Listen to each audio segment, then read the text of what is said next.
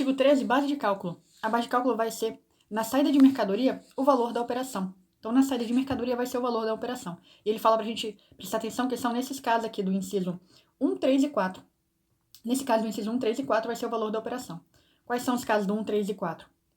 É aquela saída de mercadoria de estabelecimento contribuinte, ainda que para outro estabelecimento do mesmo titular. Só que essa parte final de ainda que para outro estabelecimento do mesmo titular, a gente viu que teve uma ação declaratória de constitucionalidade que declarou inconstitucional, né? A ação declaratória de constitucionalidade, se ela for declarada improcedente, ou seja, não vai dar a constitucionalidade para o artigo. Então, ela tem o mesmo efeito de dizer que é inconstitucional, já que ela não deu aquilo que foi pedido, que era declarar constitucional essa parte aqui. Então, na verdade, essa parte é inconstitucional, mas está na lei, né? Então, a saída de mercadoria do estabelecimento do contribuinte, ainda que para outro estabelecimento do mesmo titular. Nesse caso aqui, a gente vai ter como a base de cálculo o valor da operação. E no inciso 3, a gente tem a transmissão a terceiro de mercadoria depositada em armazém geral ou depósito fechado no estado do transmitente. Aí é o caso de transmissão a terceiro de mercadoria depositada. Nesse caso, a gente também tem como base de cálculo o valor da operação. Outro caso de valor da operação como base de cálculo é o da transmissão da propriedade ou de título que a represente quando a mercadoria não tiver transitado pelo estabelecimento transmitente. Então, a gente tem essas duas possibilidades no inciso 3 e 4, aqui a gente está falando de uma circulação jurídica de mercadoria. Já no inciso 1, a gente está falando de uma circulação física. E todos os três têm como valor da operação a base de cálculo.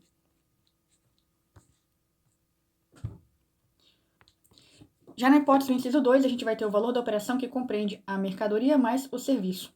O valor da operação, que vai ser mercadoria mais serviço. Qual que é esse inciso 2? É aquele fornecimento de alimentação, bebidas e outras mercadorias por qualquer estabelecimento. Então, nesse caso de fornecer mercadorias e bebidas e outras mercadorias, vai compreender mercadoria mais serviço e vai ser o valor da operação, que vai ser a base de cálculo. Base de cálculo compreendendo mercadoria e serviço. Na hipótese aqui do fornecimento de que trata o inciso 8º, vai ser o valor da operação no caso da linha A e o preço corrente da mercadoria fornecida e empregada na hipótese da linha B. Então, nós podemos ter o valor da operação ou o preço corrente da mercadoria fornecida ou empregada. Então, tá, vamos lá. A linha A. Na linha A, fornecimento de mercadoria com prestação de serviço, não compreendendo a competência tributária do município, que não compreende a competência tributária do município. Quer dizer que, nesse caso, a gente vai ter o valor da operação, simplesmente. E daí, nesse caso, vai ser igual no inciso anterior que a gente viu. Esse valor da operação ele vai estar compreendendo mercadoria mais serviço. Se ele não for compreendido na competência tributária do município, ou seja, não vai estar lá na lei do ISS.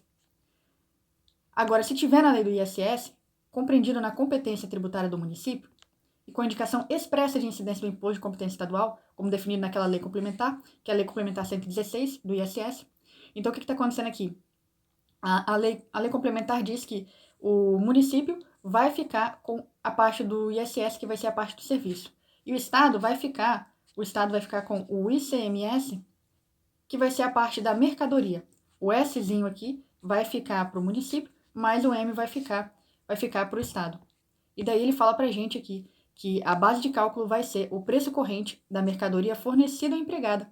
Que aí, nesse caso, nós estamos falando da Lei Candir, que é a lei do ICMS. Então, o ICMS vai ficar por parte aqui desse preço corrente da mercadoria, essa mercadoria que foi fornecida ou empregada. E no caso do inciso 9 do artigo 10, vai ser a soma das seguintes parcelas. Bom, o inciso 9 estava falando aqui do desembaraço aduaneiro de mercadorias ou bens importados do exterior. Estamos falando do desembaraço, então, que é o caso da importação, né? Nesse caso, a base de cálculo vai ser o quê? Vai ser o valor da mercadoria ou bem constante do documento de importação, observado o disposto aqui no artigo 14, que eu trouxe. Vamos dar uma lida aqui nesse artigo 14. O preço de importação expressa em moeda estrangeira será convertido em moeda nacional. A mesma taxa de câmbio utilizada pelo imposto de importação, II. Então, vai ter uma conversão aqui pela taxa de câmbio do imposto de importação, sem qualquer acréscimo ou devolução posterior, se houver variação da taxa de câmbio até o pagamento efetivo do preço. O valor fixado pela autoridade aduaneira para a base de cálculo do imposto de importação, nos termos da lei aplicável, substituirá aquele preço que foi declarado. Então, se a autoridade aduaneira fixar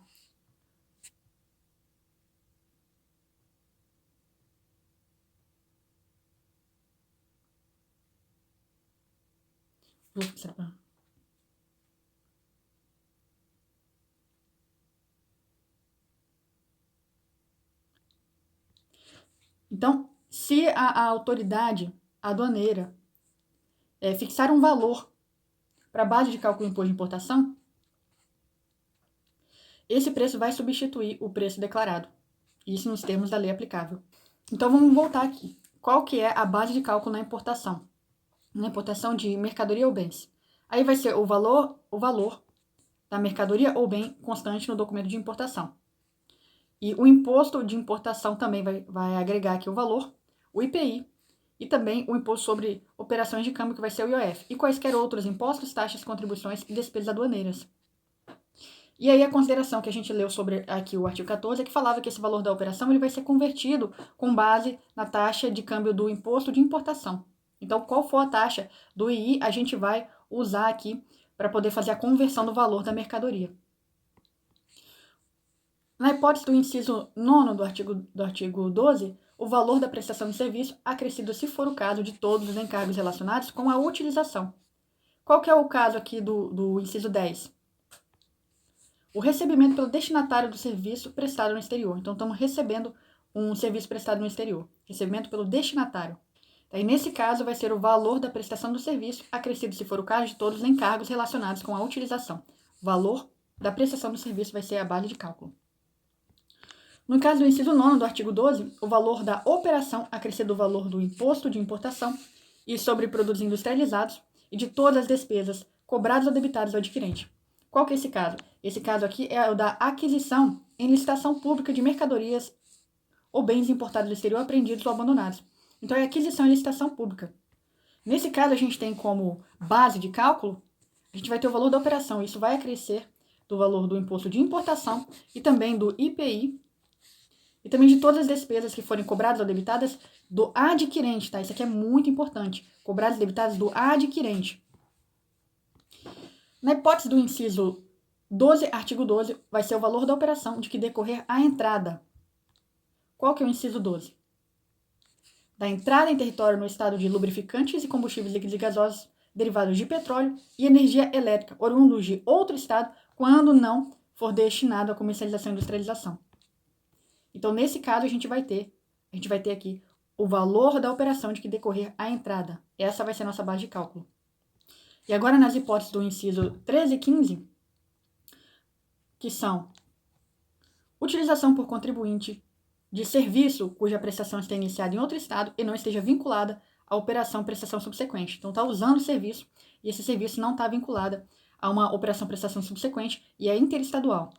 Agora, a interestadual também aqui vai ser decorrente aqui, no caso da entrada no território do estado de bem ou mercadoria que veio de outro estado, adquirido por contribuinte do imposto, e está destinada a uso ou consumo, ou então a integração do ativo imobilizado.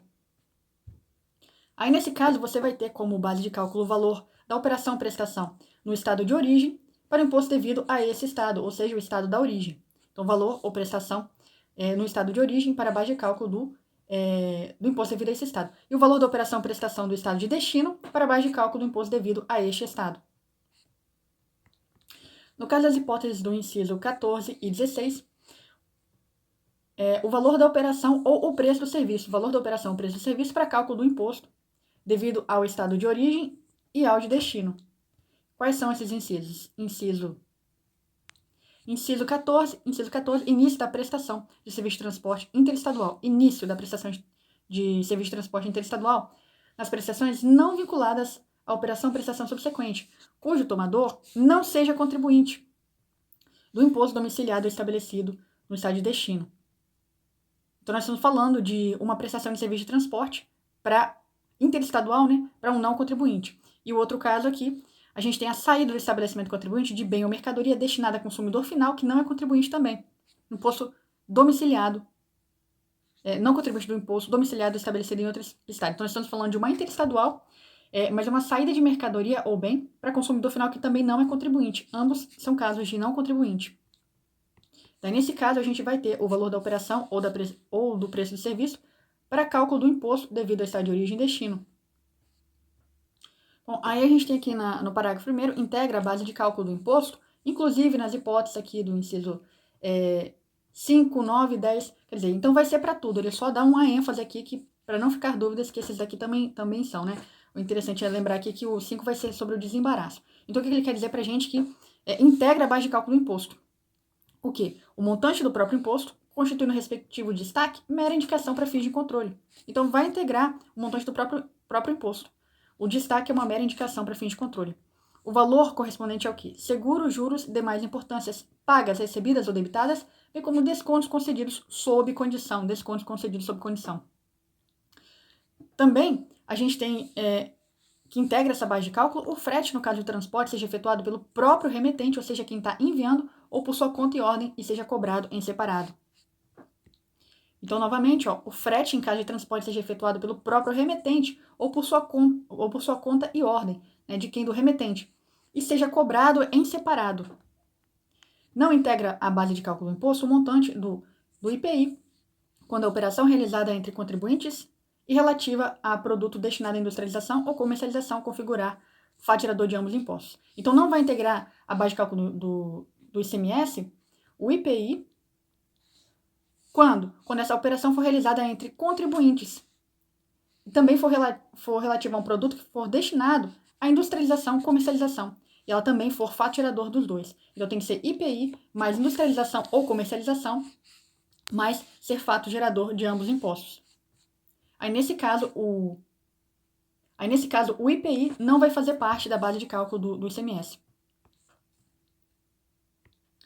No caso da linha B, do inciso 9 e do inciso 10, o imposto a pagar ao estado de destino será o valor correspondente à diferença entre a alíquota interna do estado de destino e a interestadual. Então, vamos dar uma olhada. A linha B do inciso 9. Inciso 9, a linha B. O valor da operação ou prestação do estado de destino para o cálculo do imposto devido a esse estado. E aí a gente estava falando lá do caso da utilização por contribuinte de serviço cuja prestação está iniciado em outro estado e não seja vinculado à operação ou prestação subsequente. E também, entrada no território de estado de bem ou mercadoria que veio de outro estado adquirido por contribuinte. Então, esses dois casos nós estamos falando de contribuinte, mas de um caso é contribuinte relacionado a serviço e no outro é contribuinte relacionado à mercadoria. Só que ambos são uma operação interestadual para contribuinte e também consumo final. Esse é o caso aqui do inciso 9 e ele falou para a gente prestar atenção aqui na linha B. Valor da operação prestação no estado de destino para cálculo do imposto devido a esse estado. E o outro inciso é o inciso 10. Aí o inciso 10 é o que ele fala aqui sobre o início da prestação de serviço de transporte interestadual não vinculada à operação ou prestação subsequente, cujo tomador não seja contribuinte do imposto ou domiciliado, ou estabelecido no estado de destino. Então, aqui é uma interestadual, só que não é consumidor final, só que não é contribuinte, né? Então, é um DIFAL, né, na verdade, que o DIFAL envolve interestadual e também é para consumo. E daí, no segundo, no outro inciso aqui, fala da saída do estabelecimento de contribuinte de bem ou mercadoria destinada a consumo final, destinada a consumidor final, que não é contribuinte do imposto. Então, no primeiro caso, a gente falava de uma operação de serviço, e no segundo caso, a gente está falando de uma operação de mercadoria. A diferença do outro que a gente tinha visto agora há pouco é que no primeiro caso, ambos são DIFALs, né, são diferenciais de alíquota. Quer dizer, você tem uma operação interestadual e é para consumo final. Só que nesse primeiro caso que a gente tinha visto ali, falava que era para contribuinte. Agora, nessa outra parte, é para não contribuinte. E nas duas opções que a gente pode ter, seja para serviço, seja para mercadoria. Bem, então, nesses casos que a gente já viu, o imposto a pagar ao estado de destino será o valor correspondente à diferença entre a alíquota interna do estado de destino e a interestadual. Então, ele está perguntando aqui, ele está dizendo para a gente o que você vai pagar para o estado de destino. Para o estado de destino vai ser o seguinte, vamos supor que lá no estado de destino, a alíquota daquela mercadoria seja 18%. Então, você vai ter que abater o valor da alíquota interestadual. Vamos imaginar que a gente está fazendo uma operação para dois estados pobres, por exemplo, né? Está fazendo uma operação para 2 estados pobres. Então, nesse caso, você vai abater, vai ser 12%, porque é o valor da interestadual, em caso de estado pobre. Então, você vai ficar com 6%. E esse 6% vai para o destino. A origem vai ficar com os 12%, né? Parágrafo 4º. Na saída de mercadoria para estabelecimento localizado em outro estado, pertencente ao mesmo titular, a base de cálculo do imposto é... Isso aqui a gente já até viu, né? Lá a ADC 49 declarou incondicional essa parte aqui, mas vamos ler. Então, nessa saída de mercadoria para estabelecimento localizado em outro estado pertencente ao mesmo titular, a base de cálculo do imposto é o valor correspondente à entrada mais recente da mercadoria.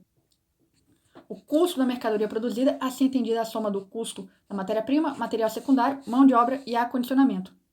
E tratando de mercadoria não industrializada, o preço corrente no mercado atacadista do estabelecimento remetente. Parágrafo 5º. Nas operações e prestações interestaduais entre estabelecimentos contribuintes diferentes, caso haja ajuste, o valor depois da remessa ou da prestação, a diferença fica sujeita ao imposto no estabelecimento do remetente ou prestador. Então, novamente, nas operações ou prestações interestaduais entre estabelecimentos contribuintes diferentes, caso haja um reajuste de valor depois da remessa ou da prestação, se houver, então, esse reajuste depois da remessa da prestação, a diferença fica sujeita ao imposto no estabelecimento do remetente ou do prestador.